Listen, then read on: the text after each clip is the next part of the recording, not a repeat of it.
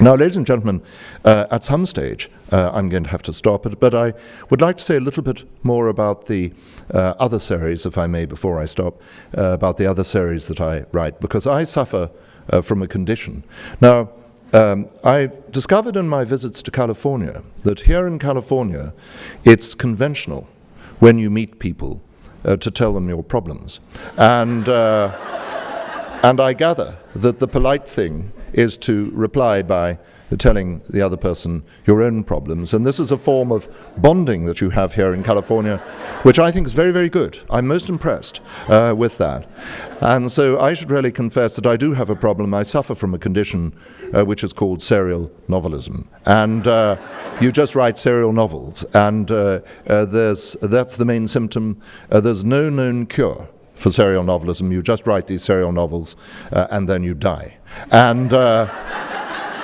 And the various grades of it, at one end of the spectrum, there are people who just write one sequel. That's the benign end of serial novelism. And then at the other end, you have people who write a lot of serial novels. Take Patrick O'Brian and his Master and Commander series, the Jack Aubrey novels. He wrote 20 serial novels, and you may observe he's now dead. And which from his point of view was a fairly serious development. But so I do have other serial novels, and of course I've realized that there's nothing you can do to stop writing serial novels when you're afflicted by this condition, unless you write a story which can't go anywhere.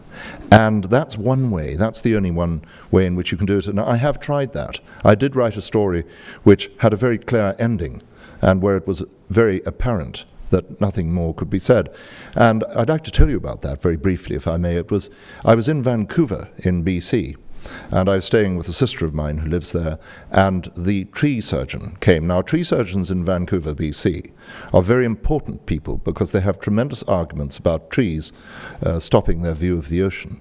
And therefore, tree surgeons don't have to be able to cut trees, but they must all be registered clinical psychologists. And to mediate between the people who are concerned with their view. Anyway, this tree surgeon came, and he was a young Australian tree surgeon. And I engaged him in conversation and asked him what his hobbies were. And he said, "I'm a surfer." And I said, "Well, that's all very well, but being a surfer, particularly in Australia, is pretty dangerous because of great white sharks. And as you know, great white sharks swim around Australia on a 24-hour-a-day basis, and they wait for Australian surfers to go out, and then, unfortunately, they eat them." And he made the most extraordinary remark, which indicated that he had a very resolved attitude towards this vexed issue of the relationship between surfers and great white sharks, an almost Zen attitude to the issue. And he said, "I take the view that if it's your shark, it's your shark."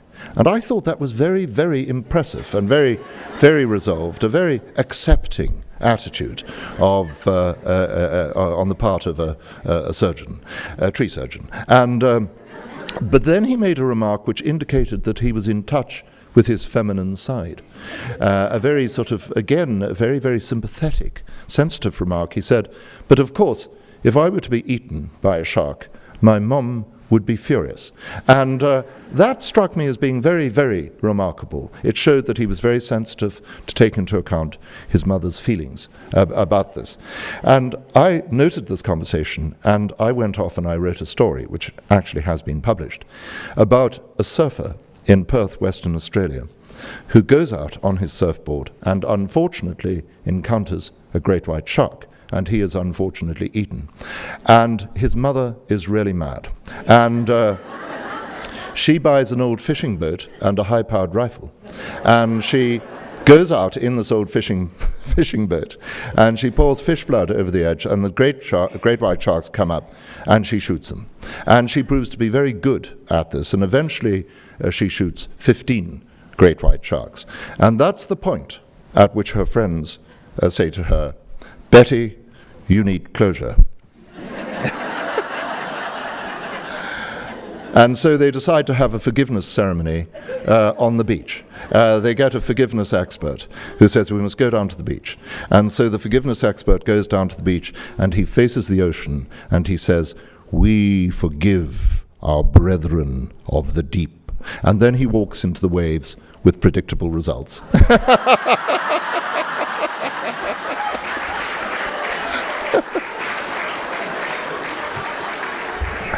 And I called that story very, very inappropriately, Forgiveness.